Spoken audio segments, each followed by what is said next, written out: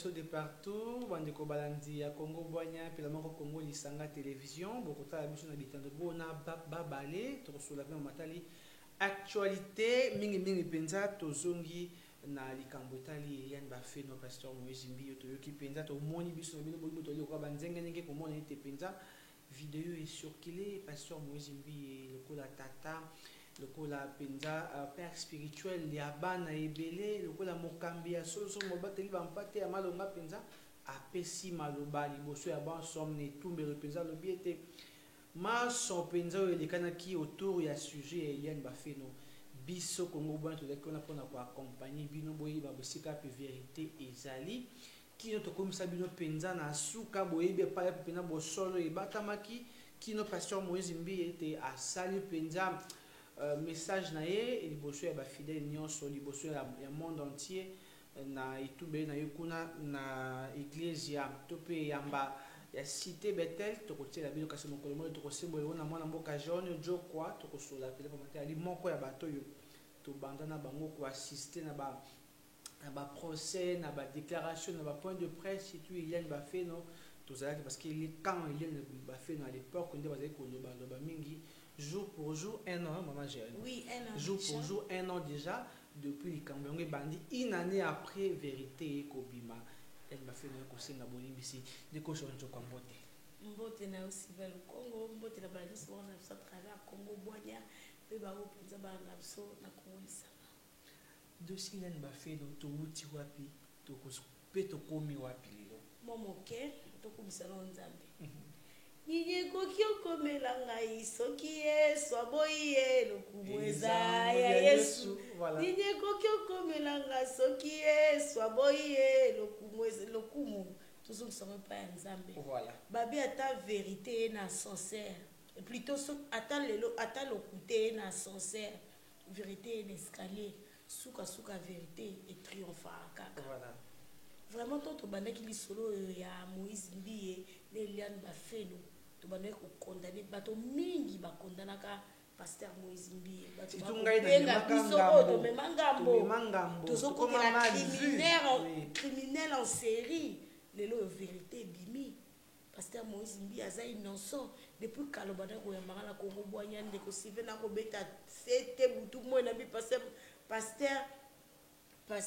Moïse Mbiyo aza innocent mais bato bingi bande ko comprendre on surtout que zaki likambo moi si ma maman mingi bazaki derrière donc moi si pas kosa moi si beaucoup ça ni ba makambo Bafeno sali sonia ba femme africaine donc ba femme partout dans le monde hein okitenge kazoko avouer azoko lobaete bato batindaki babi pasteur Moïse azana mbongo mingi kende ko samba kambo poto lia monde aussi va vana loba na 5 minutes na vidéo wana ya 5 minutes na tala na ndenge pasteur Moïse Mbiyo akoloba na mawa nyonso alobi biro na mobimba baboyi babi pasteur pourquoi ozo ya maman moi si wana oya okutane passer mo moto ya yiliaki yo yango to ko comprendre est-ce que Eliane Bafeno azongele pas créer sous dossier bien et ça pendant pardon ya solo parce que dans le ko humilier pasteur Mbiyo atunaka batote atunaka voix Nzambe te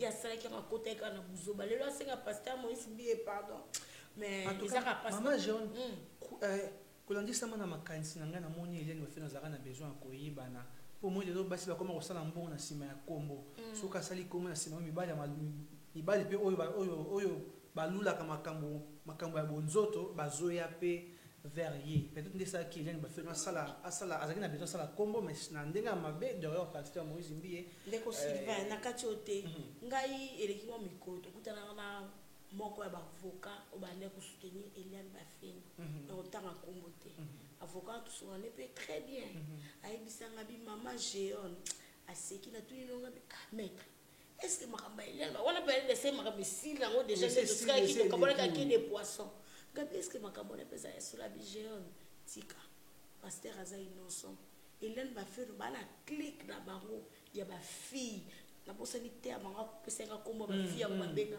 bazarona kaka po ba kosela ba kondi makambo eza lelo koyelaki paster me bakosela bakonzi minene na mboka oyo le mosusu dossier toyebaka te ezaka etale te akosela alingaki na media boye mokonzi anasengi abenge pembeni apesi ye mwa lomeya asali nini akangi monoko sikoyo ya Moïse Mbiye nde abetaki fo mpo amoni mpe paster mpe teti akende opesana bezo bazwa mbongo ake na paster boye simbi te maître avocat bande kosuta bi mwana wana c'est une sorcière babanda clique na bango te baza bafille ebele soki omoni bafille yango bazaka de belles filles to mikosa te eliane bafille c'est une jolie fille hein belle fille qui sont totalement bien moi si kitoko maza mal vu abi clique na bango la basaka bon bana bato na bango basoutenaka bango oyo bapesa bango mokonzi boye tokoselika mbo boye bu ekei boye nde ekomaki bahumilie paster Moïse Mbiye moi likambo eliane est-ce que veri pardon na kosenga est-ce que pardon uti pena na motema na motema ou bien lingi suso pousa na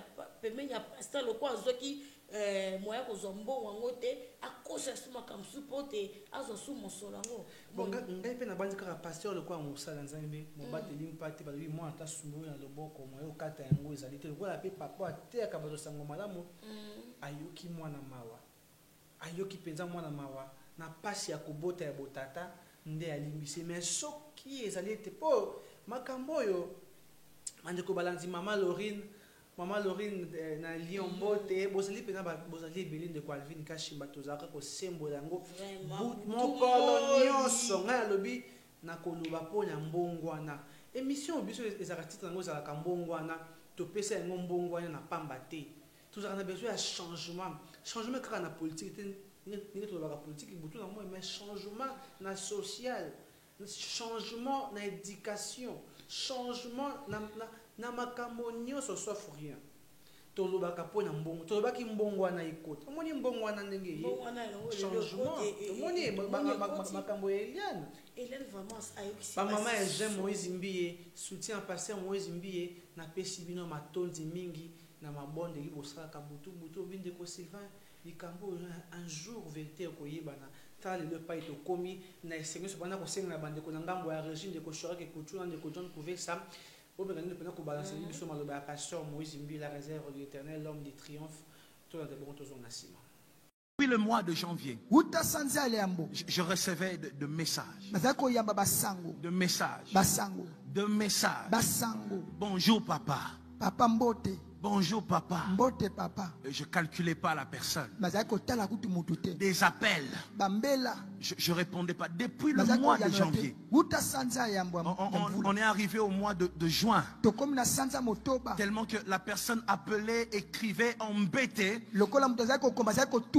J'ai dit bon, je vais répondre. Je dis à mon petit frère qui était à Dubaï, je dis réponds à cette personne. Qu'est-ce que cette personne veut encore? Oh non, je vais voir les pasteurs. Daddy, je vais le voir. J'ai dit, elle m'appelle encore Daddy. Oh, ça c'est un miracle. Daddy. Moi je pensais que j'étais tueur en série. Après, Daddy. Après, je dis bon, je vais répondre. Après, j'ai répondu, je lui dis, qu'est-ce que tu veux? Daddy, papa, je suis quand même ta fille, non? Oh, c'est vrai. Ok, j'avais oublié. J'ai dit, qu'est-ce que tu veux? J'ai dit, moi je t'ai déjà pardonné. J'ai pas de problème avec toi. Si Dieu t'avait choisi pour m'humilier, gloire à Dieu. Il y a des moments dans le ministère où toi-même tu comprends pas, tu vois. Je vais t'enseigner quelque chose. Il peut utiliser n'importe quel moyen, même quand c'est dur, quand c'est honteux, Dieu peut l'utiliser pour t'enseigner, tu vois. Et moi je dis, mais, attends, moi j'ai pas de problème. Et toi, et toutes les personnes derrière toi, je veux même pas connaître. Mais ça, vivez en paix. Non, Daddy, je vais te voir. Je lui ai dit, mais viens à l'église. Elle m'a dit, je vais venir à l'église, mais pas un jour des cultes. J'ai dit, pourquoi? J'ai dit ok, on va trouver un jour où il n'y a pas culte. On était avec Eva ici, il était là. Et puis c'était un soir. La personne est entrée. La personne, toutes les personnes à mes côtés étaient fâchées contre moi. Tout mon bureau, bakangisi ennemi. Bakangisi pasteur ennemi. Bazo le pasteur makambo salaka vraiment. Pasteur ozoyamba batumsupa. Pasteur vraiment tout souffrir peu mingi. Pasteur yo to moni on dirait kimia na yo tekango na zigida pasteur.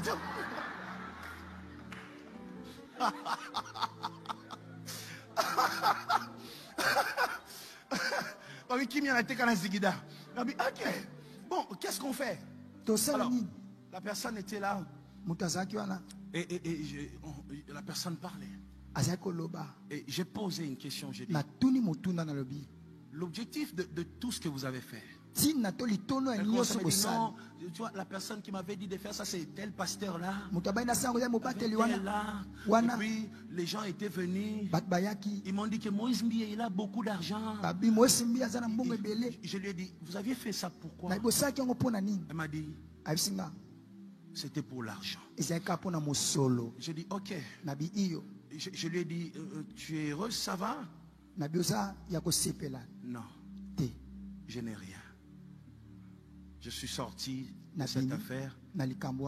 Je n'ai absolument rien. Je ne suis plus en paix. Je sens que j'ai gâché ma vie. Tu vois? Et quand elle est partie, je me suis dit, en fait, c'est comme Rahab. On pouvait demander à Rahab de livrer quelqu'un. Mais la sagesse de Rahab, c'est qu'elle a vu demain. Je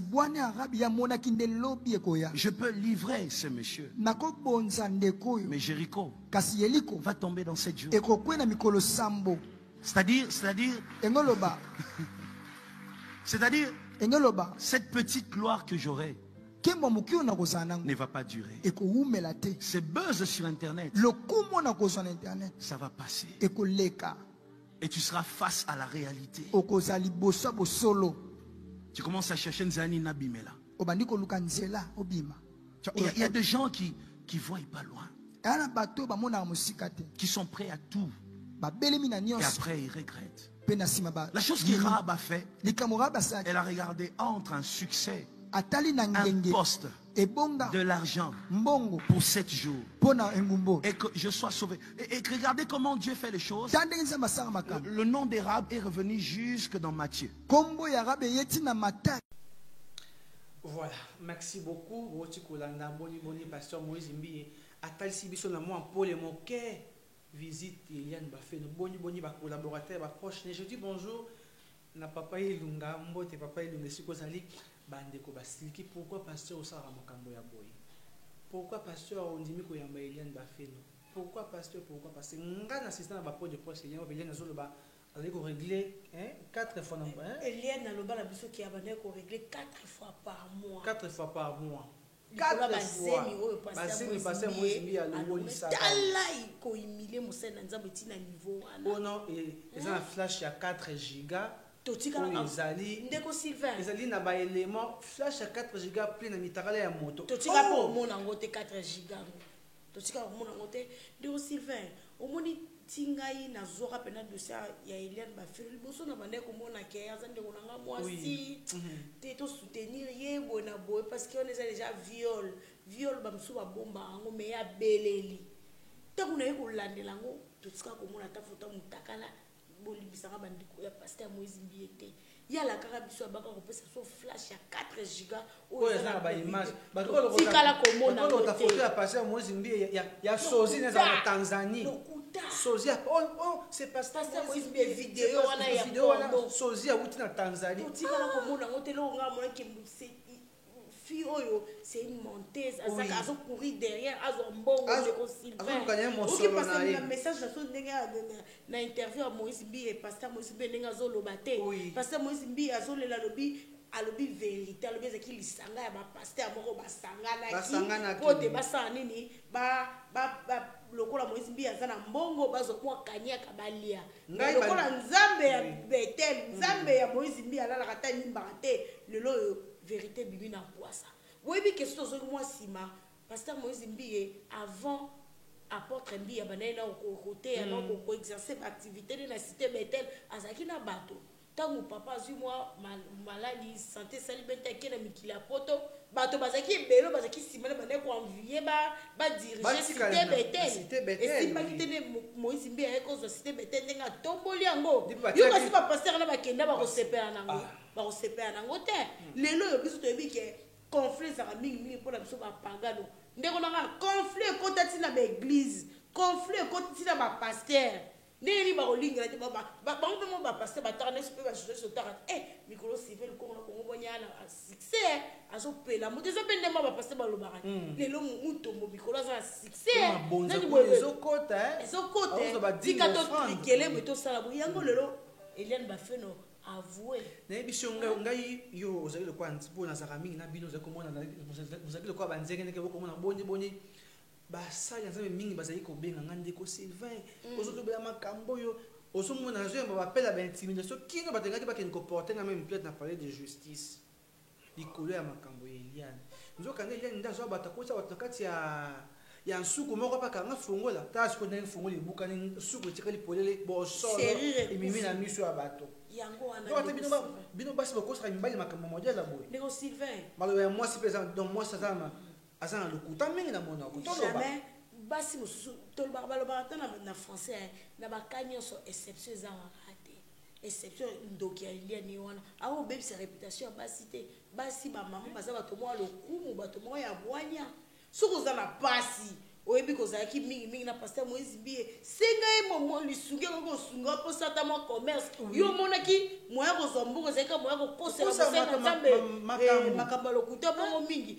lelo cité Bethel bato mingi babima na cité Bethel à cause ya makambo est-ce que yo kozwa kimia au moment où pasteur Moïse Mbi azalaki na choc abusaki ndeko na ye na mboka France na profit chupe à son âme Eliane bafeno na kati ya bapoint de presse ya bakoloba mbongo nga banaye kozwangwa mpe lelo omonya komi na suka mpe kangami lelo akomi na suka akomi na pasi yango moi moite tika nini nakende kosimilie pa ya pase nga nafale pa pase mozimbie oyamba ye ifale pa oyamba ye parce que mwana mwasi wana ntango aemiliaki yo atalaki te yebi teke nga lelo nde aza boye mpo nafinga moto ata moto naota moto tozalaka ne bien moto pasunga ngai ata senga mabe tusi motema na nga esili ata mbasima kolobela tala ndeko sivo senga mabe bo eleki mais koleka na TV kofinga partout dans le monde na bana mikie baboyaka koyemba so nzembo pasteur Moïse Mbi aza ndoki aza lokuta musane kolongola mwa mwasi wana alongola bazembe mele msu leo na vini soka bala kobota te azo regle 4 fois par mois mama oza lokuta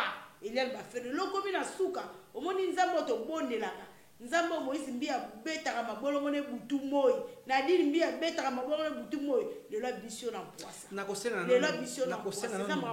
na bandeko ya ngambo ya régie babalancele biso image ya point de presse ya Eliane bafait biso différents points de presse na ye mais l'autre tosala sélection ya point de presse moko nazongeli série ya kosalisa bino bosolo malobi Eliane alobaki maloba pasteur Moïse Mbi alobi boyo balikambo pa yo tokotaki nango pa esika pe tokokili na yango kino suka na zongeli bamama Jean Moïse Mbi merci mama Laurine atikaki biso talobi ndeko Sylvain mwana mwasi wana azokosela pasteur Moïse Mbi makambo aza na besoin de quelque chose olakende directement mais azokende na banzela ya kofili bato bali na simane même bato baza kobenga ndeko Sylvain bato bazoyokela mbi makambo ozali koloba esengeli otravaille na biso tokotia mbongo tokotia motuka na préféré natambola na makolo kasi nazala na kimia na préféré nalia matembe to nazala ndala mais na vivre na en paix ke nalia mbongo ya singa na kingo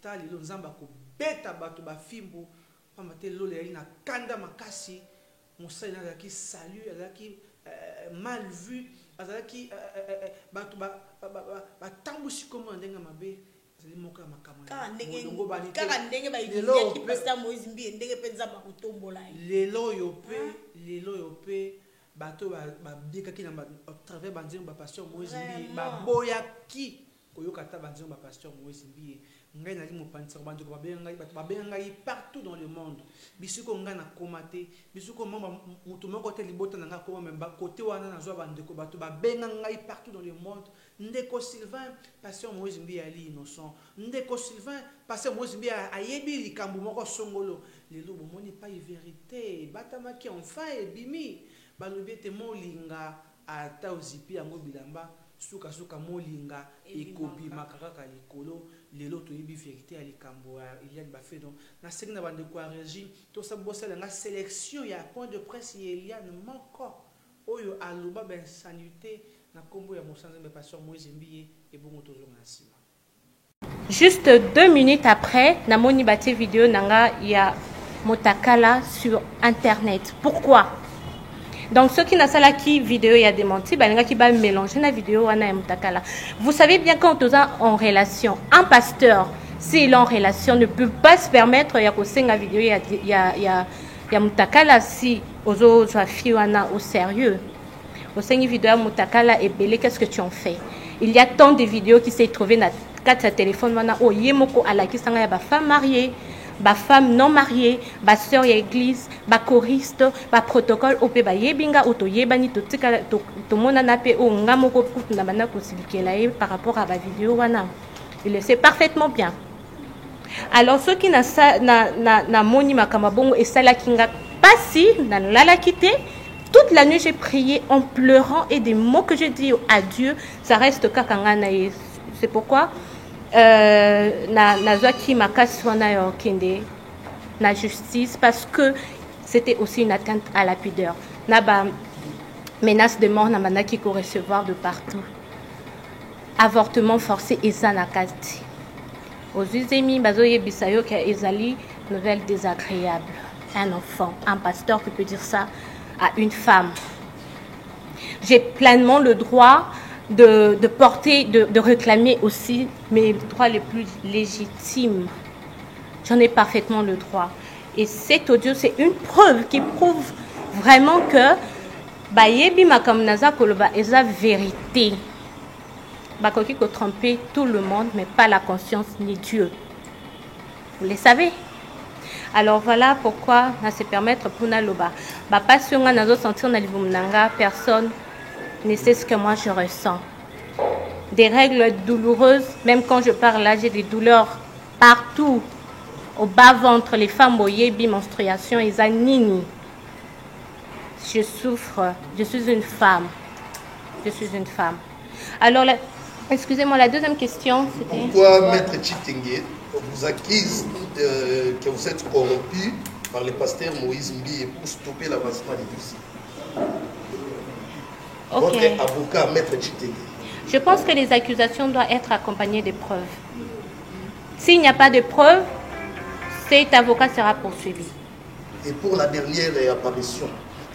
Apparition? Oui, pour signaler au public que vous avez désormais trouvé un homme pour... C'était pour vous montrer que je ne suis pas une femme moins sérieuse. Je suis une fille respectueuse. Je suis une fille calme, une fille qui réfléchit avant de faire quelque chose. Ok? Tel que je suis là, ce n'est pas de l'orgueil, mais je vous dis, je suis une femme respectueuse, une femme qui se respecte vraiment à bout de champ.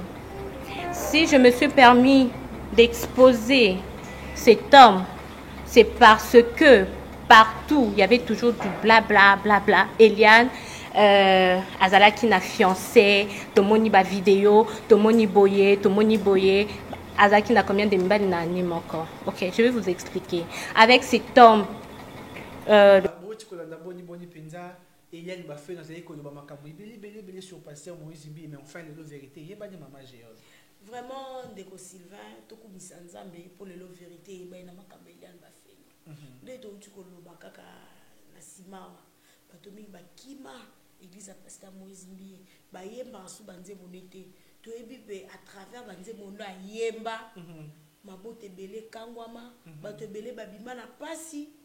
Tala tour où tu veux ma triomphe. Au Monique Zaki a solo on pas triompher. Eliane ba fait na bande ko ba kaka lo mutana lo kuta bande ko buka ka lo kuta. Ngapo na fallait pas Moïse Mbi ya yambaye. il fallait pas ayamba ye ndeko Sylvain oyebi te eloko nini azo préparer na nsima eloko nini azo préparer na nsima oyebi te parce que modèle mwana wana azalaki déterminé atiki bavocat mosusu bametre Jimmy Ngalasi bametre Joel otopesi mbote depuis président makala aye kozwa maître na biso oyo ya 9e maître Lulu ayebi singa binanga jeune mwana aza ndoki atiki ye asokoli maboko tout ba déposer là ngana ne Calvin plainte pas mpona maître Lulu singa biso maître Lulu tanga mwana lo plainte na yo awa descende yo mwana na ngai mwana na aza ndoki Eliane bafino kando bako régler 4 fois ezaki ya lokuta nzamba confondre ba lo régler pe 4 fois bon poza mwana moko ndoki yo sakala mosali na nzambe mosali na nzambe toboyi teke basali na nzambe basali ya nzambe baza parfait mais ata moi limemi wana fo tokopesaka bango ata kwatiaki yo litoi parce que moyisi bie mpe tokende tozonga likolo aza célibataire aza mpe moto mpo aza mpe na mwa nzoto mpe esalaka jamai akoki kosala bongo soki asepelaki no soki azoki ofiance loko oyo olobaki bayebisa babimisa na clip aye oyo ezalaki nde balakaki yo libala mama biso mpe tofana na mobali mpe ba3 ans ba5 ans balaka biso mabala mpe bakenda mpe simba te eza te keso mobali oyebi soki obala yo ndeko Sylvain nde oyoki obala yo jamais bino bozala mobali ya sango te aza mobali ya sango ye omoni biso bafia lelo biso tokoma vivre sur la discrétion même si pe moto nanga sango nakoloba no Sylvain te kuna bimangala motu kingani boye oyebi motema moto te lokwa ye ndenge azali mativiste azali moto lokwa ye lelo omoni so tozoni nsima histoire ya bano ya mangwanga sedeyo na merveille te ya bajeune fille ebele ndeko Sylvain lelo bango baviaki ba iPhone 12 Pro ba iPhone 10 lelo bana morgue mbongo okunda bango eza te mais bacompte bancaire oyo bango bagangaka ndeko Sylvain lelo badeyo baza wapi bana morgue mbongo okunda bango eza te mais balandaki ni ba iPhone 12 Pro iPhone 10 bilamba baperi bakabelo eza pasi tozonga mwa nsima mami chibola bana chilube eloka kopola lelo asuka wapi oyo bato nyonso baboyaka paster mukuna paster mukuna ndoki aviola lelo asuka wapi omoni bino bango bokokosela basala ya nzambe makambo bokokomaka par terre Eliane bafuna atali chance eza su te kitoko etikali kaka na nzoto chance eza te nzambe nde apinir yo lelo bimisa vérité kaka mikolo euti koleka na mobu esika tokoti na moni mosala nzambe moko azalaka mpe na pasteur Moïse Mbiye atemisi motuka nzela ndeko Sylvain tili otambolaka makolo nga alobi na yo pesa nga motuka na boyaki kozwa abima ndeko Sylvain yo mpe ozorate mbongo yaka na peso makambo nga alobi ya nzambe ekokuta nga epai wapi na telemi natuna yo mpe ndeko yana di soshwa Denise akenda wapi di soshwa lelo atikala so na poto babaka azalaka so mpe na Zénith ye mpenda osoutenir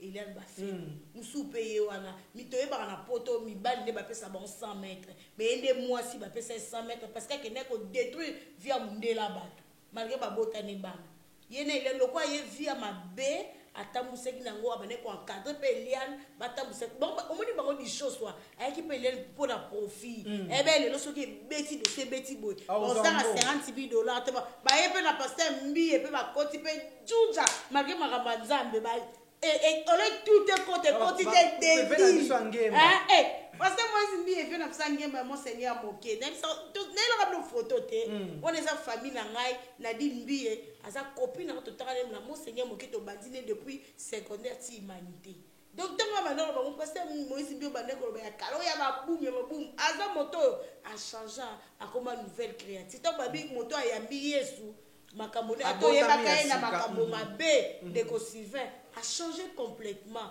Moïse Mbiye parce que Moïse Mbiye akosa bato mosusu ayisaka mama babenga nazalaka na pasi nabelaka bukaka mabolongo nzambe Mbiye akangolaki nga le mosusu mpe Mbiye yango kuta tiaki eta loboko te atravers ka bapriere ndenge atanga alandaka kaka na nini abikisamaki na foi na ye abongo yo utaki soki wapi toyebaka te soki azalaka mwana komini bamosusu babiti bandoko moni na boyera kota monseigneur moke kota ya église catholique au Saint Joseph soki mpo ozalaki elimama ye tata no ayebana te Eliane mama na yo ayebana tovandaka so mpe mpa baoncle na yo soki na tante na yo histoire na ezalaki ka ya mbilinga omoni leo nzambe ndenge admission na mpwasa parce que Moïse Mbiye soki olimbisa nzambe pa botera biso sur le pardon ekozala mpe malamu mingi olimbisa ye mais kana ye nzambe nda kofuta ye atako lelo yo kosenga oyo kose repentir nzambe akofuta yo mabe otosaka lelo atekisi na biso bana te na pamela ata na 5e génération bakofuta. Voilà, merci beaucoup Bandeko Balanzi. Botala qui biso de partout en direct il y a Congo Bonne Télévision et puis la Moro na Congo Lisanga Télévision. Merci beaucoup Penza. To yebsi bino lisolo Eliane to ko décortiquer bino ba émission ici comme Makambo Eliane ba fait na loba. Nga na ko senga ndeko Eliane pardon c'est ça sur ce point de presse. Abengi sa bato ata na esplanade ya triomphal mo na triomphal wana. Est-ce qu'on go bila kangi banzanza.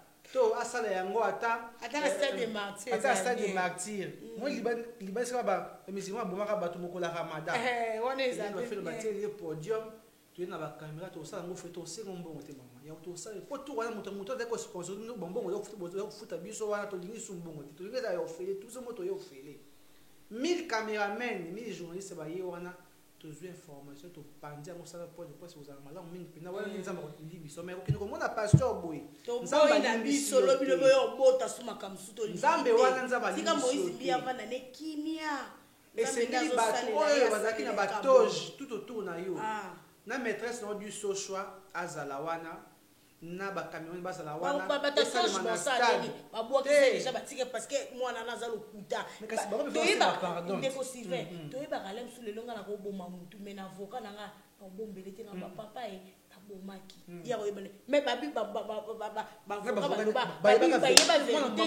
motema makasi eli ana ekoloni mongo no ka ekola mo soki ba fe no babi ka bote kuna ba sokoza nya mulenge mitali ndo koyeba donc aussi on a parlé de la point de presse et que ça m'a mis passion moi zimbi et il y a une fois ceux qui tout un pardon il ça la point de à les canaux médias pour yo so limbi ça y tombe so limbi c'est pas poste parce que aux amis mo battre li paté aux gens à likambo na été mais là c'est un pardon na ba fidèle oh ya bumisa nzila wana alunga ba na a comme ça ba na y bazonga na a et que ça m'a vu que ça malamu et ça m'a au travers la télévision au travers la caméra quoi la malamu mingi Bota qui biso de partout, merci beaucoup. On assure que continue à se mettre quand même donc vous ça ngambo machine na bato bon so beaucoup bana ko partager ma vidéo sur la pela madame mingi. Merci na bana ya Betel, merci na bana ya partout de partout bota ka biso. Maman Laurine depuis Lyon na Kobo santé maman Laurine baninga ya Jean Moïse Zimbi, maman Jean Moïse Zimbi et soutien Moïse Zimbi na lingi bino pena makasi mingi. Enfin to komi na suka ya likambo oyo penza. Toko ba bino série ya émission ekola dans notre pote to tata sabino bo solo pa to busi kamune pa to komi na ngo mama jeune John comme le bombo ka oui matondi mingi bonne so de partout ezeka pona ko sembo la vérité ou likambo eliane ba fait no la première partie première partie mikolo ka eliane donc bino mo bomoni ndenge ba msuba jaki Moïse Mbiye lokuta faux pasteur violeur criminel putain en série oyemora lobby mais lelo yo vérité triomphe c'est makambo nango pasteur Moïse Mbiye abaza likambo nota limbisio menzambe nde akufuta Eliane Bafeno. Merci na bande on a dit de partout c'est les de Lausanne JBB papa social Jean-Paris Talapa depuis Lausanne mon vieux Babi sao maître Bézi bon retour monsieur Bambote. Voilà, merci beaucoup votre accueil de partout. Donc comme na souka tout côté mi comme ali ko ya boti kamala au revoir. Ciao.